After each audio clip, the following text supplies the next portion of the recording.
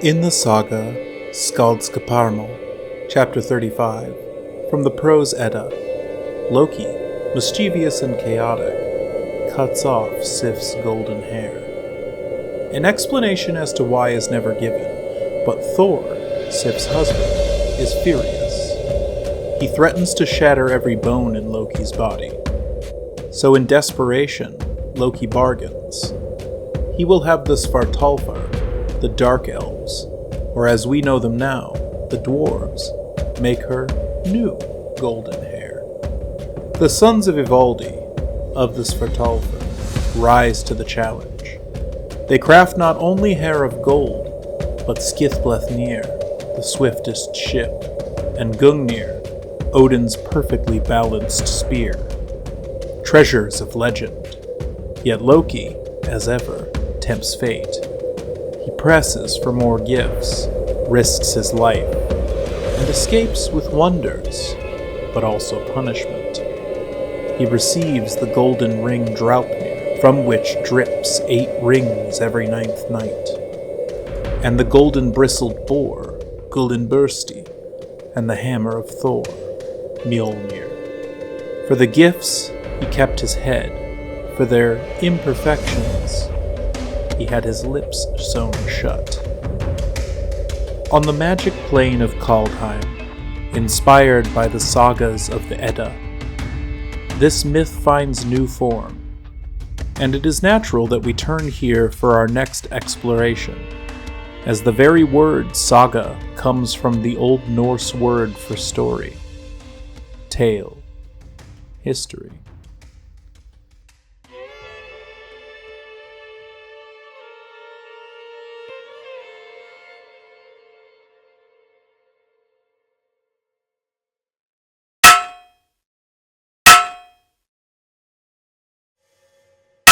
So, here the dwarven forge master Kol stands in the role of Ivaldi's sons, his story woven in metal, light, fire, and blood, in the sagas forging the Tyrite sword and the Trickster god's Heist.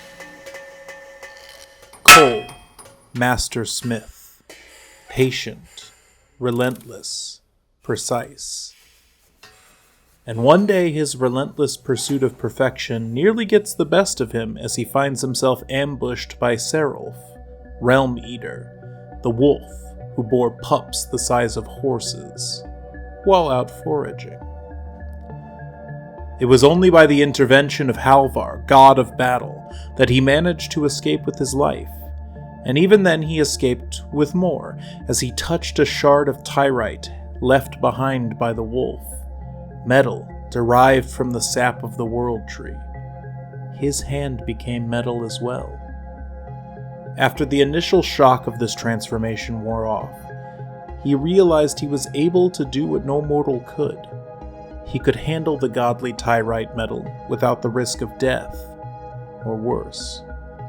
And so he decided to honor his savior Halvar, and the sap of the tree which binds all realms, with a blade to rival all blades. But where creation shines, destruction often follows. In pursuit of wreck and ruin, Tybalt the Planeswalker, trickster god of a sort himself, approached the god of lies and bested Valki at his own game, deceiving him and bringing him low to the realm of King Narfi in Karfell, Kaldheim's icy hell. Realm of the Dreadmar, the army of marching dead which owe their allegiance to the king who betrayed, the king who serves the god of death, Narfi. In Valki's captivity, Tybalt assumed the identity of the god of lies, wearing his face and his cloak and his affect as the god lay chained in Karfell. He whispered promises to Narfi in exchange for his services as a jailer. He would have the splendid riches which would pour from the wound Tybalt was to create. And how to create such a wound? He turned his eyes to Kol's masterpiece. Now Cole met with Valky, but refused to hand over the sword he had forged for Halvar, his savior. And so Valky, Tybalt disguised, cast Cole into his own forge. He took the Sword of Realms as his own. This was but the beginning of the terrible cataclysm that would shake Kaldheim to its very core and nearly rend it apart. The visuals for the two sagas of this tale come to us through two artists, Randy Vargas and Kieran Yanner. Both exceptional artists with hundreds of contributions to the Magic canon. Among Yanner's many classic contributions are dozens of notable hero shots, figures in medium proximity to the viewer posing in iconic stances. Dovin, Architect of Law, Draenith Magistrate, Kenrith the Returned King, and Liliana Death Mage are all among them. But notably included among his repertoire are a series of highlighted artifacts. Much like the Sword of the Realms, we see a masterpiece Chrome Mox, the cartouches of Amonkhet, and even a token for another powerful sword, Icing Death, found in the lair of the Frost Tyrant. Vargas's portfolio is similar, despite these two sagas being quite different artistically, with moments caught in the act of storytelling, featured prominently in heroic intervention and fierce guardianship, quiet scenes of landscapes in Mystic Sanctuary and Volatile Fjord, whose lights of Starnheim can be seen in the Trickster god's Heist at the very top, a reminder of that ever-present desire for honor in the afterlife.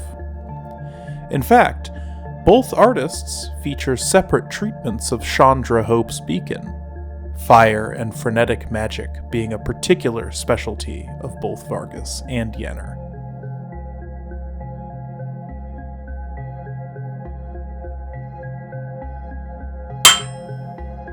The art of Yanner's piece is suffused with color and metallic texture. Flowing ribbons of copper embrace a prismatic blade of Tyrite, which emanates the light of the aurora. We can see the same light in both the blade's origin, the World Tree, and its destiny, the Doomscar. Here it is at its most pristine, its most glorious, fresh from the forge with no intent but to glorify the god of battle with its majesty. We see both Forge Master and God of Battle in the details of the metalwork beneath. Much like Cole, Yanner honors the sword here, with homage to the reason behind its creation, setting the scene in the visual storytelling as the object of fascination for so many, a divine weapon, takes center stage. In contrast, a triptych of betrayal, Vargas's interpretation of the story, is reminiscent of the Overhagdalstapeten, a group of well-preserved textiles from the late Viking Age. Discovered in the vestry of the Overhagdal Church, these tapestries depict both Norse and Christian myth, with early pagan content dispersed within. While their content is debated, they include figures of stylized animals, birds, and people. There is included a tree, which could be the mighty ash, Yggdrasil, called the World Tree in its magic equivalent. It is appropriate that these textile texts are referenced here, as they tell many similar stories that the world of Kaldheim echoes in the magic universe. A rich tradition of weaving and tapestry existed throughout Norse history. Additional examples include the Grodinga tapestry, the Skog tapestry, and even late examples such as the Boyau tapestry. All of these artists lend their tradition to allow Vargas to visually quote them here.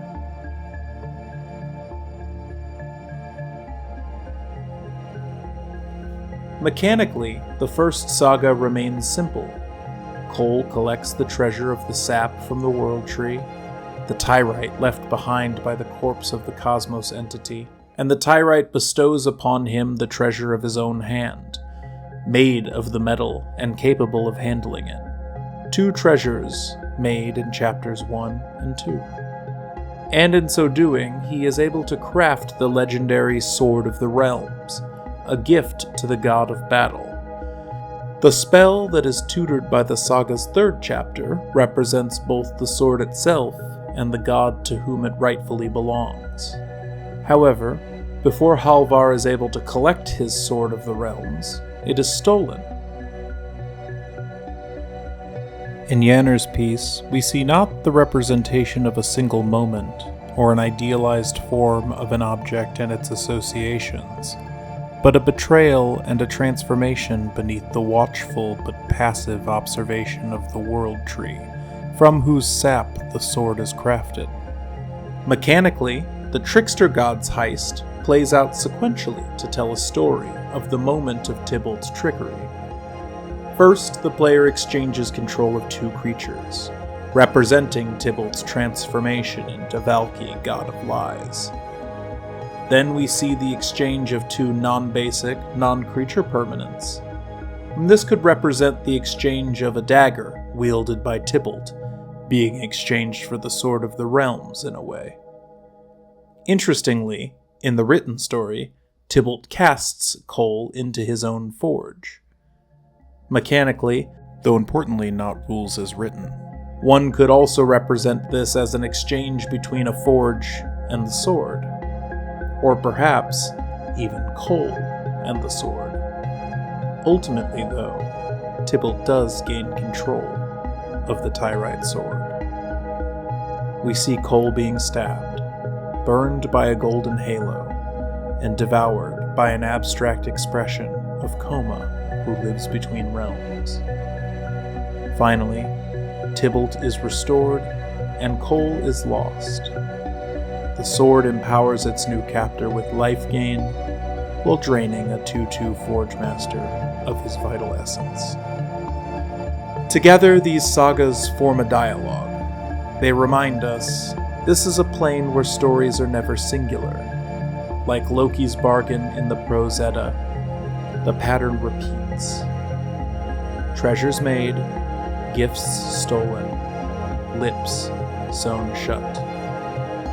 The cycle of myth endures, and that is also the nature of saga.